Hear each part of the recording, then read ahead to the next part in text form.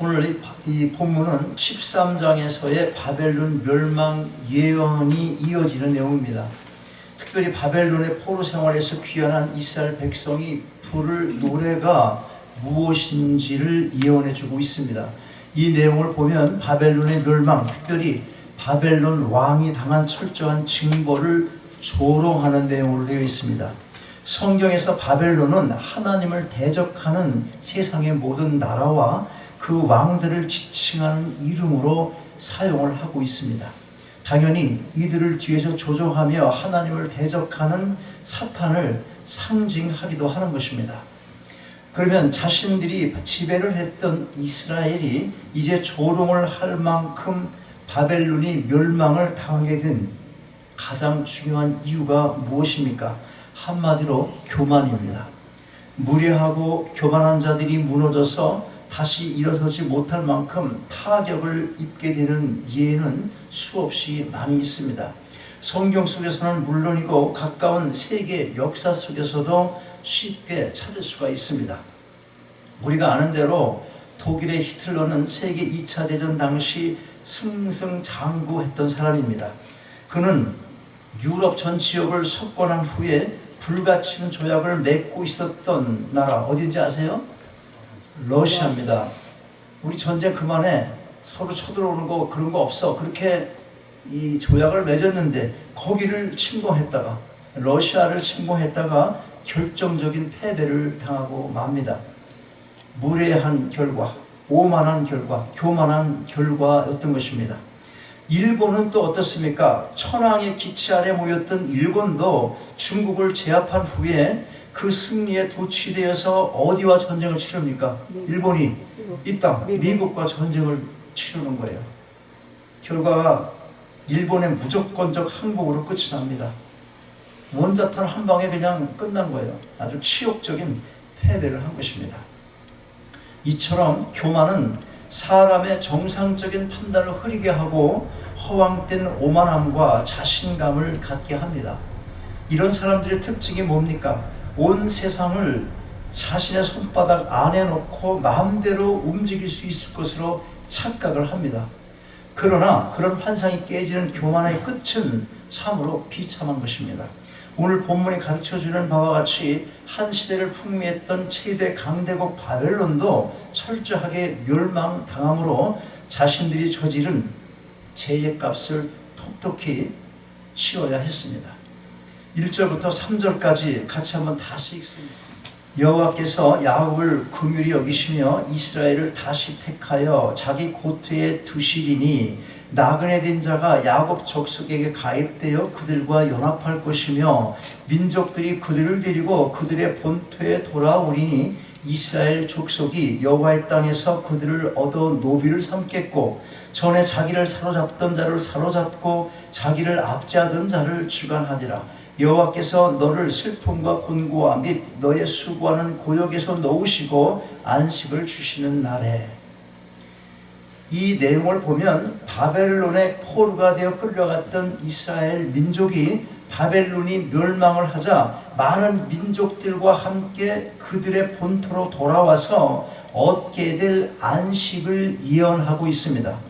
여기서 우리가 알 것은 단순히 바벨론의 멸망만을 주목할 것이 아니라 그 멸망과 함께 다시 일어나게 될 민족, 즉 하나님께서 한번 택하신 민족은 결코 아주 망할 수가 없다는 것입니다. 더하여 많은 이방의 민족들이 그들과 연합을 하게 됩니다. 이것은 하나님께서 선택하신 당신의 백성과 맺은 언약을 기억하시고 긍휼을 베푸시기 때문에 그런 것입니다.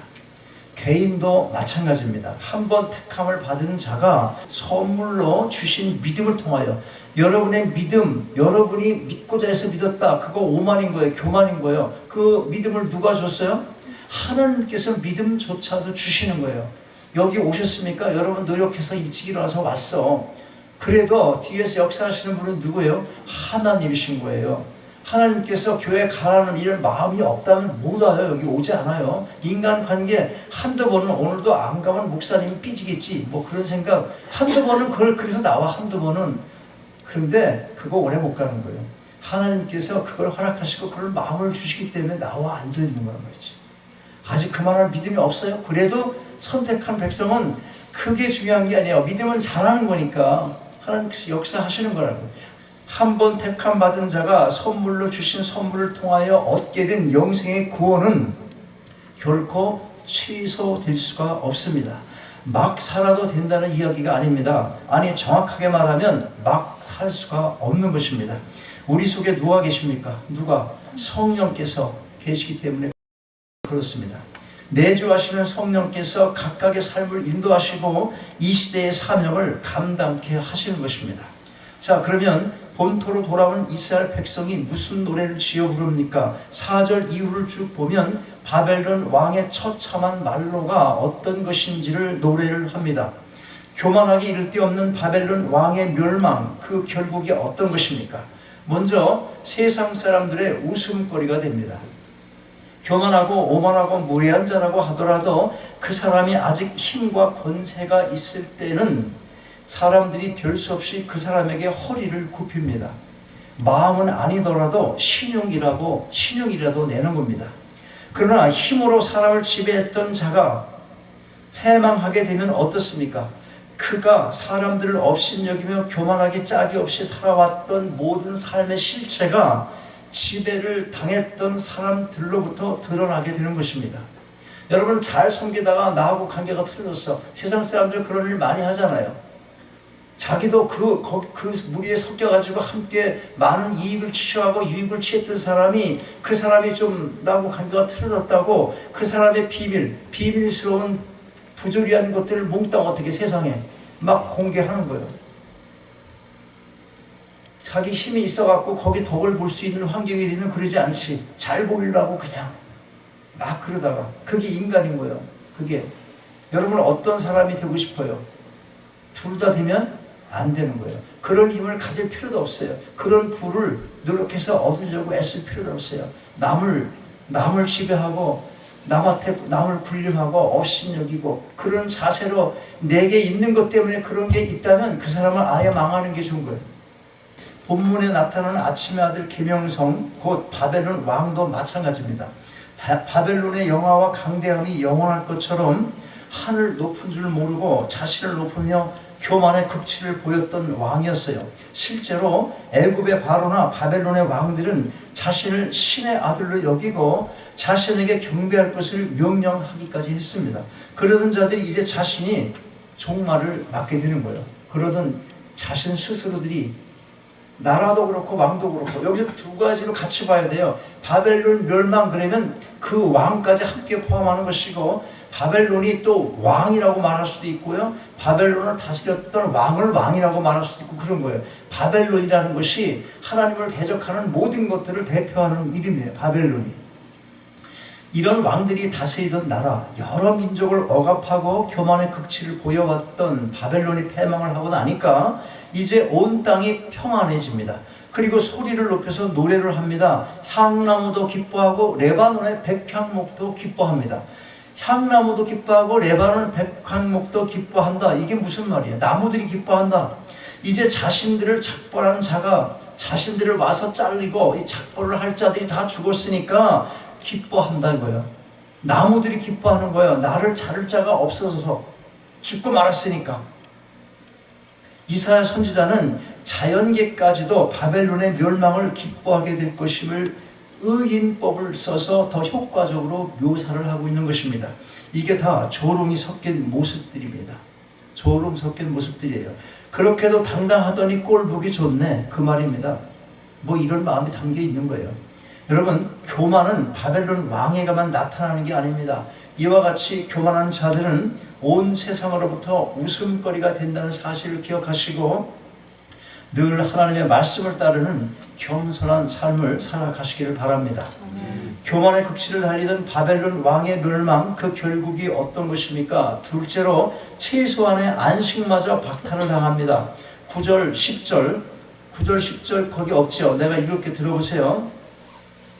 아내의 음부가 너로 인하여 소동하여 너의 몸을 영접하되, 지금 무덤에 있는 자들이 무덤에 묻혔어. 바벨론 왕이. 그래서 영접을 한 거예요. 그것이 세상에서의 모든 영웅을 너로 인하여 동하게 하며 열방의 모든 왕으로 그 보좌에서 일어서게 함으로 얼마나 환영을 하고 다 일어납니까 지금? 그들은 다 내게 말하여 이르기를 너도 우리같이 연약하게 되었느냐 너도 우리같이 되었느냐 하리로다. 어디서 일어나는 거예요 지금? 어디서? 음부에서, 무덤에서. 바벨론 왕이 무덤 속에 묻히니까 다 일어나는 거야. 그러면서 하는 소리가 너도 별 수 없이 연약한 사람이구나. 너도 우리같이 됐네? 조롱하는 겁니다. 구약시대의 음부라는 말은 사람이 죽은 후에 가서 거하는 지하 세계를 가리키는 말입니다. 바벨론의 멸망으로 인하여 바벨론 왕이 죽어서 음부에 내려가자 그곳에 먼저 가 있는 세상에서 잘 나가던 왕들이나 영웅들이 절대로 죽지 않을 것처럼 교만했던 바벨론 왕의 죽음을 보고 놀라게 될 것을 표현하는 조소적인 내용인 것입니다. 뿐만 아니라 여기서 당하는 비참함과 수치가 보통이 아닙니다.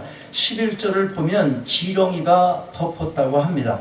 그런데 바벨론 왕은 이러한 음부에서조차 거하지 못하고 그곳에서 쫓겨나고 마는 것입니다. 땅에 무덤 속에서도 쫓겨나고 말아요. 18절, 19절 여기 있어요? 같이 한번 봐요. 18절과 19절 읽겠습니다. 시작. 열방의 왕들은 모두 각각 자기 집에서 영광 중에 자원만은 오직 너는 자기 무덤에서 내어 쫓겼으니 가지는 나무가지 같고 칼에 찔려 돌구덩이에 빠진 주검에 둘러싸였으니 밟힌 시체와 같도다. 다른 열방의 왕들은 죽은 후에 그들이 미리 준비한 호화로운 묘지에 묻혔지만 바벨론 왕은 하나님의 심판으로 말미암아 무덤에서 내어 쫓겨 전쟁터에서 여기저기 버려진 시체와 같이 비참한 상태에 놓이게 됩니다. 이런 시체를 본 사람들, 그들이 무슨 말로 조롱을 합니까? 16절, 17절 보겠어요. 16절, 17절 같이 읽어요. 시작. 너를 보는 자가 주목하여 너를 자세히 살펴보며 말하기를 이 사람이 땅을 진동시키며 열을 경동시키며 세계를 황무케 하며 성읍을 파괴하며 사로잡힌 자를 그 집으로 놓아 보내지 않던 자가 아니뇨 하리로다. 대단하던 자가 죽고 나서 무덤에서조차 쫓겨나서 여기저기 찢겨 버려진 모습의 참담함이 어떤 것인지를 잘 보여주고 있습니다. 이 땅을 살아가는 사람은 누구나 죽습니다. 죽음 후에 무덤에서조차 쫓겨나서 아무렇게나 잘라진 가지, 나뭇가지처럼 길거리에 놓여 있게 된다면 여러분 그 비참한 모습이 상상이 가십니까? 이사야 선지자가 말하고자 하는 것은 바벨론 왕의 오만과 교만의 끝, 그 비참함이 어떤 것인지를 적나라하게 비유적으로 알려주고자 하는 것입니다. 그런데 여러분 우리가 좀 더 주의 깊게 살펴볼 내용이 있습니다. 그게 뭐냐면 바벨론 왕의 교만함이 단순히 세상과 세상 사람들과의 관계에 해당되는 것이 아니라 하나님께 대한 도전으로 나타나고 있다는 것입니다. 무엇이? 교만함이. 자, 12절을 보겠어요. 12절 큰 소리로 한번 읽어요. 12절 시작. 너 아침의 아들 계명성이여 어찌 그리 하늘에서 떨어졌으며 너 열국을 엎은 자여 어찌 그리 땅에 찍혔는고. 이 말씀은 오랜 동안 논쟁이 되어 오고 있는 내용입니다. 여기서 말하는 계명성은 샛별, 곧 금성을 가리키는 거예요. 금성. 왜 이 별을 아침의 아들이라고 하냐면 해가 뜨기 전에 새벽 동쪽 하늘에 나타났다가 금방 사라지기 때문에 그렇게 부른 것입니다. 그런데 이 계명성을 루시퍼라고 번역한 성경이 있습니다. 1611년에 번역된 킹 제임스 성경입니다. 그리고 교부 시대에 몇몇 사람들이 이 루시퍼를 천사장이라 했고 교만하여 하나님으로부터 쫓겨난 사탄의 이름으로 해석을 했습니다. 그래서 많은 사람들이 사탄의 이름이 루시퍼라고 알고 있는데 그러나 사실은 그것이 아니다 하는 것. 잘 들어보세요. 또 계속해서 성경이 킹 제임스 성경이 기록하고 있는 루시퍼는 라틴어 성경을 영어로 번역을 할 때 그 라틴어를 그대로 가져온 겁니다. 좀 더 설명을 하자면 라틴어로 금성이 루치페르예요. 영어로 읽으면 뭐야? 루시퍼요. 루치페르를 금성이라고 새벽별이라고 쓰질 않고 그냥 루시퍼로 썼어. 영어 성경에서 킹 제임스에서. 히브리어로 금성 또는 새벽별로 번역되는 할렐이라는 단어를 영어로 모닝스타로 번역을 하지 않고 라틴어로 번역한 루치페르를 그대로 영어로 표기해서 사용을 한 것입니다. 쉽게 말하면 루시퍼는 사탄의 이름이 아니라 그냥 금성 또는 새벽별이라는 말인 것입니다. 빛나는 새벽별 누구야? 루시퍼야. 그래서 내가 얘기하는 거예요. 우리 빛나는 새벽별을 사탄이라고 그러면 계속 우리는 사탄을 찬양한 거지. 아까. 그러니까 이런 오해가 없어야 되는 거예요. 빛나는 새벽별이 누구? 예수 그리스도예요. 여기서는 바벨론 왕의 영화가 잠시 새벽별과 같이 빛날 것이지만 그의 교만에 대한 심판으로 급작스럽게 파멸할 것임을 암시하고 있는 것입니다. 자, 이 계명성이 어떻게 하나님께 도전을 합니까? 13절, 14절 같이 읽겠습니다. 13, 14 시작. 내가 내 마음에 이르기를 내가 하늘에 올라 하나님의 뭇별 위에 나의 보좌를 높이리라. 내가 북극 지폐 산 위에 좌정하리라. 가장 높은 구름에 올라 지극히 높은 자와 비기라 하도다. 비기리라 하도다. 바벨탑 사건이 연상되는 내용입니다. 당시 바벨론 왕들이 자신의 위대함을 지나치게 신뢰해서 자신을 신격화시키기까지 했습니다. 이것은 왕의 권력을 더 절대화시키기 위한 방편인 것입니다. 교만의 극치입니다. 창조주 하나님께 드려야 할 경배를 피조물인 인간이 가로채려 한 것입니다. 하나님께 도전을 한 겁니다. 이 시대에도 마찬가지입니다. 인간이 AI 인간을 만들어 보려는 시도가 바로 그 한 단면일 수 있습니다. 또한 하나님께서 인간이 살도록 허락하신 이 지구를 떠나 우주 어디엔가 또 다른 곳에 인간이 살 수 있을 것이라는 망상을 과학이라는 이름으로 이루어 보려고 끊임없이 도전을 합니다. 한마디로 하나님과 같은 신의 위치에 도달해 보겠다. 그런 태도인 것입니다.